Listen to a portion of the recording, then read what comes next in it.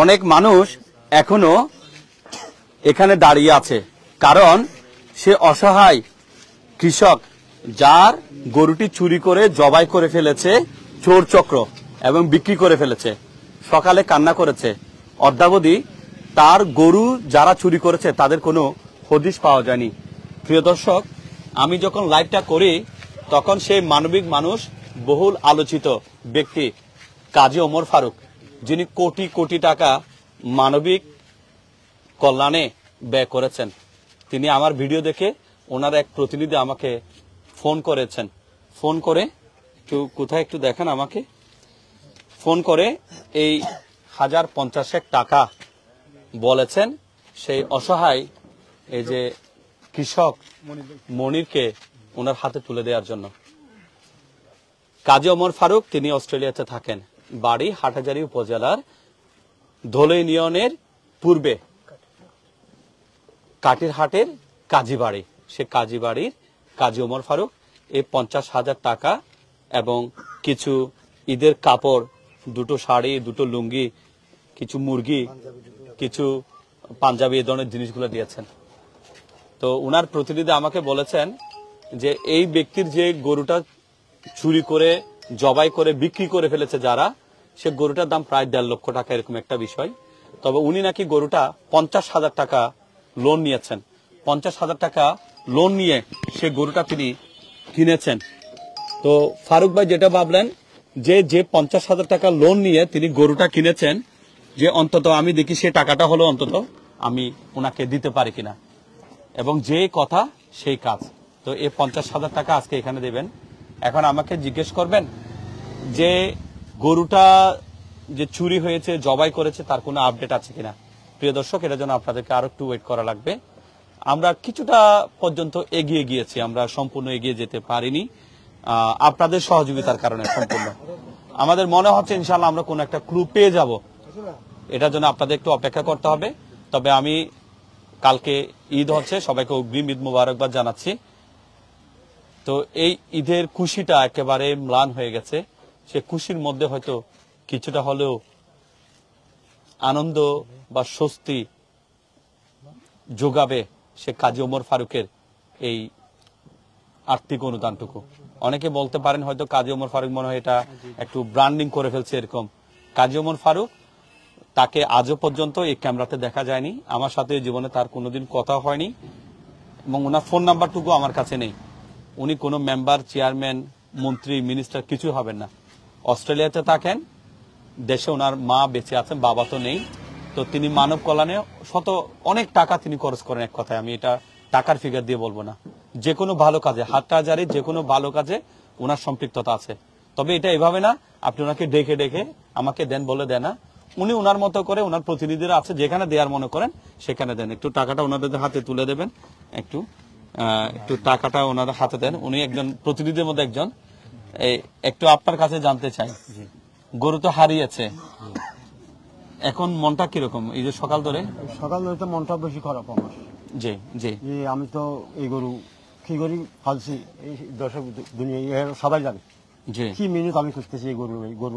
ইফতার করতে পেরেছেন নাকি? ইফতার করি না, এখানে আসছিলাম দৌড়ে, আমরা আসার জন্য বলছেন, দোকানে কোনো স্ত্রী নেই, 60 টাকা নিয়ে ঘরে চলে গেছি। আবার কিছু খেতে পারছে না, কিচ্ছু হচ্ছে না। খাইছি, 2টা পেঁয়াজ নিয়ে গেছি আর বাইরে নিয়ে গেছি 3টা 4টা, ওগুলা খাইছি। আর ঠান্ডা নিয়েছি আমরা, আমার ওয়াজ আমি খাইছি। উনিও কি কান্না করছেন? উনি তো কানতেই আছে, উনি গামতেই আছে, খালি গাম যাইতে ওর শরীর থেকে, কিছু করতেও পারে না, শুধু গামতেই আছে। অবাক হবেন, কত হাজার টাকা লোন নিয়ে গরুটা নিয়েছেন? 50,000 টাকা লোন নিয়েছি, আর আমি জোগাড় করছি 10,000, 60,000 টাকা দিয়ে গরুটা নিয়েছি। যে আজকে প্রায় 9 মাস করেছে। 8 মাস হয়েছে। গরুর বাছুরটাও এই সাইজের একটা বাছুর, 7 মাসের বাছুরটা গরুর পেটে ছিল। সেই গরুটাকে জবাই করেছে, জবাই করে মাংস নিয়ে গেছে, এবং পেটের মধ্যে যেটা ছিল সেটা একটা হচ্ছে যে এডে বাছুর, চট্টগ্রামের ভাষায় দোয়ারা ডাকা বলে। সেটা কি করেছেন? এটা মাটিতে গাড়ি দিয়ে আমি সারাদিন তো কেঁদেছেন। ওখানে আসলে ওখান থেকে এখানে নিয়ে আসছি, আমি খাঁদি তারপরে এটা গাড়া বুঝে দিয়ে দিছি, কি করবো। তো দেখেন গরু চোরদের কাণ্ড, গরু চোরদের কাণ্ড। আরো কিছু গিফট আছে, এগুলো একটু দেন, এগুলো সবগুলো। এখানে কি কি গিফট আছে? এখানে দুটা লুঙ্গি, দুটা শাড়ি, দুটা পাঞ্জাবি, এগুলা পরিবারের জন্য। উমর ফারুককে চিনেন আপনি? নাম শুনেছেন? নাম শুনছি, হাটিয়ার বাজারে ফুগে। দেখছেন কোনোদিন? না, দেখিনি। কোনোদিন দেখেন নাই। তো যে কিছু মুরগি দিয়েছেন, তো উনি চেয়েছেন এগুলো আসলে না দেখানোর জন্য। আমি বললাম যে না, একটু ভালো কাজগুলো একটু দেখানো হোক, ভালো কাজগুলো একটু দেখানো হোক। ভালো কাজগুলো দেখালে কি হয় জানেন? এই ভালো কাজ দেখে আরো অনেকেই উজ্জীবিত হয়। এই কাজী ওমর ফারুক সাহেব তিনি টাকাটা না দিলেও পারতেন। আমি একটা দেখলাম যে আমাদের এলাকায় একটা ঘর পুড়ে গেছে, আমি একটা লাইভ করেছি। উনি দেরি করেন নাই, ওখানে লক্ষাধিক টাকা, 2 লক্ষাধিক কত টাকা দিয়েছেন এরকম একটা বিষয়, মানে বান দিয়ে, মানে কত বান টিন দিয়েছে। তো যে কোনো ভালো কাজে কাজী ওমর ফারুককে পাওয়া যাবে। তো এখানে আমি জানি এই শান্তির হাটে অনেকগুলো মানুষ এখনো পর্যন্ত আছে, তারা সবাই অধীর আগ্রহে বসে আছে যে আসলে কে বা কারা গরুটা চুরি করেছে তাদের বিষয়ে জানতে চাই। আমি তারপরে একটা কথা বলি, আপনার কি গরু চুর লাগবে নাকি আপনার গরুটা লাগবে বা টাকা লাগবে, কি লাগবে আপনার? আমার সোরটা আমার লাগবে না, সোর আমরা যেন করেন ওনার বিচার মনে করেন, কিন্তু আমার গরুটা আমার গরু অথবা ক্ষতিপূরণ, ক্ষতিপূরণ। হ্যাঁ, গরু বা ক্ষতিপূরণ।